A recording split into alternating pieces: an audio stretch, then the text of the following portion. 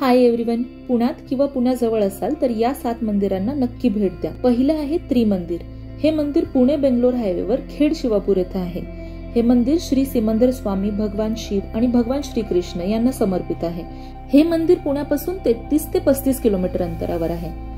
दुसरं मंदिर आहे भुलेश्वर। हे पुण्यापासून 45 किलोमीटर अंतरावर माळशिरस येथे आहे। 8व्या शतकात बांधलं गेलेले हे मंदिर महादेवाला समर्पित आहे। तिसरे मंदिर आहे इस्कॉन NVCC। हे इस्कॉन मंदिर पुण्यात कात्रज कोंढवा रोडवर आहे। या मंदिरात तुम्हाला तिरुपती बालाजीची प्रतिकृतीही पाहायला मिळेल।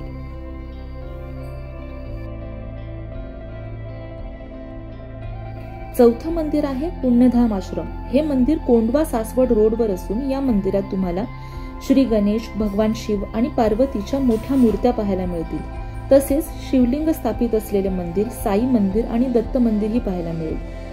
5वं मंदिर आहे पाताळेश्वर मंदिर। हे मंदिर पुण्यात JM रोडवर असलेलं 8व्या शतकात बांधलं गेलेलं प्राचीन मंदिर आहे। असं सांगितलं जातं की पांडवांनी वनवासात असताना आश्रयासाठी हे मंदिर बांधलं होतं। 6वं मंदिर आहे पुण्यात सेनापती बापट रोडवर असलेलं चतुशृंगी मंदिर।